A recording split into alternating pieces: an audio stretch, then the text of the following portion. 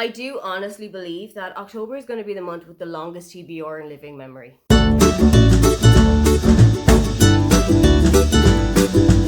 Hi, welcome, come on in. My name is Aoife, and today I am taking you through a pile of possibilities that I have put together for Fablen.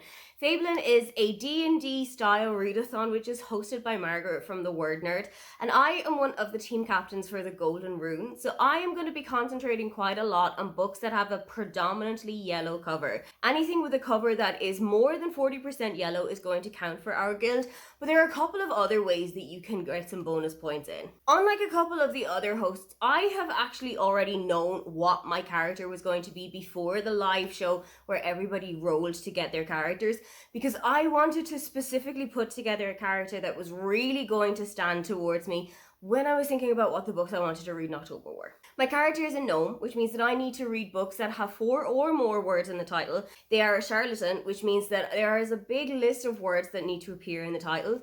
I am probably not going to hit all of these words. A lot of them skew kind of fantasy reading, and that's just not something that I do, but I have managed to find a couple of them that will fit in. As for my weapon, I have gone with a mace, which means that it needs to be a backlist title. And for this readathon, a backlist title means that it is just not the author's most recent work. So I've got a couple of books that I'm hoping are A, going to fit into some of the prompts, and B, going to get me some extra points for all of those little bonuses. Some of them are going to fit into other readathons that I'm doing this month. For example, I'm also doing Becca's Bookoplathon, which is run by Becca from Becca in the Books, and I am also doing the TBR Harvestathon, which is run from Leandra than TBR 0.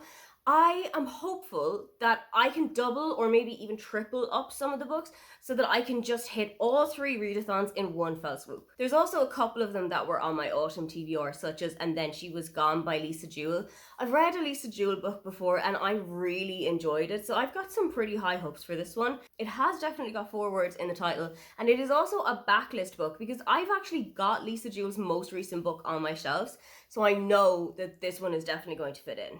I'm also hoping to get to The Very Secret Society of Irregular Riches by Sandhu Mangana, and this is also a host favourite. It's one of Nell from Nell Diamond's favourites, and I'm really hoping that I'm going to get to this one because I feel like I need that kind of witchy romance vibes, particularly when it's getting a little bit closer to Halloween. Again, this one has more than 4 words in the title, and also in the title is the word secret, which is one of the charlatan words, but I think this is also one of the backlist books because I'm pretty sure that there is a second book in this series already out. Another book that is a backlist because it's the first in the series is A Witch's Guide to Fake Dating a Demon by Sarah Hawley. This, again, does also have more than 4 words in the title, and it has a hugely yellow cover, so this one is definitely going to fit in. It's also going to be super witchy vibes, just like The Very Secret Society is, so I'm hoping that these are going to fit into something a little bit later in the month, maybe from like the 20th or so, and I'm hoping that that's just going to ease me really gently into Halloween. I'm also tentatively hoping to get to the Pumpkin Spice Cafe by Laurie Gilmore. I know that a couple of people haven't really enjoyed it, but I need that kind of Gilmore Girls small town coffee shop vibe. It does have 4 words in the title. It's not super yellow, it's more of an orange, so it's not going to hit into that one. But because this is the first book in the series and the Cinnamon Bun bookstore has just come out, this is definitely going to fit in for the backlist as well. There is only one book on this list that doesn't hit any of the bonuses at all, but I still want to get to it for a completely separate reason, and that is The Husbands by Holly Gramazio.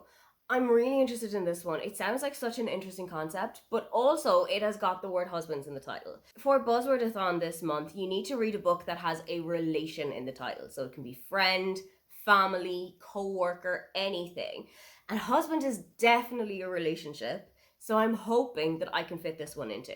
I'd also really love to get to Middle of the Night by Riley Sager. It's going to be my first Riley Sager book, so I'm a little bit apprehensive about how it's going to go, but I'm really hopeful that this one is going to work for me. It does only hit for the 4 words in the title though, so this one might have to be a side quest book because it's not really going to do a whole lot else. I'd also really love to read Here We Go Again by Alison Cochrane. I have absolutely loved Alison Cochrane's books before, but I think this one might be a good palette cleanser. If I need something that's not spooky, if I need something that's not got witchy vibes or that isn't a thriller, this is the one that I'm going to turn to. This one is more of a romance, it's a contemporary book, so it's something that I would read in the other 11 months of the year, but I just might need something that's gonna be what I usually read to get me out of a reading funk.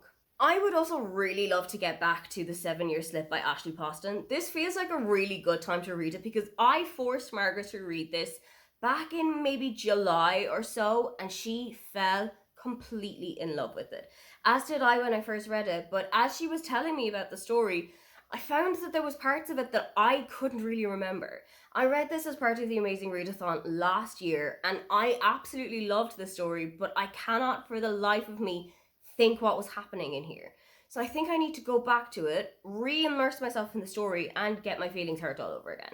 This one is definitely going to fit in for 4 words in the title, and I think I can argue that it's got a predominantly yellow cover. It is slightly orangey yellow, but I think I'll be able to get away with it. Finally, I have managed to get a couple of books that will hit for the occupations bonus, and the first one is The Shadow Cabinet by Juno Dawson. This is the second book in a series, and the series has not only got a third book, but also now a prequel. So I think this will also definitely count for the backlist.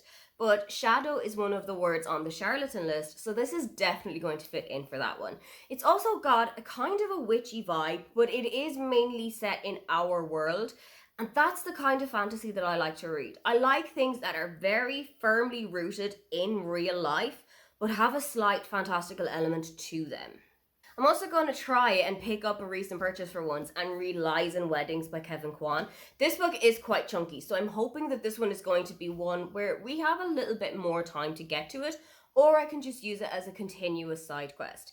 This one isn't going to hit too many bonuses, but it is going to give me the occupation bonus because lie is one of the words on the charlatans list, but you can also use some conjugations such as lies or lying. So I'm hoping that this one is going to fit in there somewhere. Those are all of the books that I am hoping will somehow fit in for all of the Fablen reading that I need to do this month. Are you also taking part, and what guild are you a part of? If you'd love to leave me a comment but you can't think of anything you'd like to say, then just leave me the yellow hearts emoji. Don't forget to like and subscribe because I have new videos up every week. Now, get on out of here.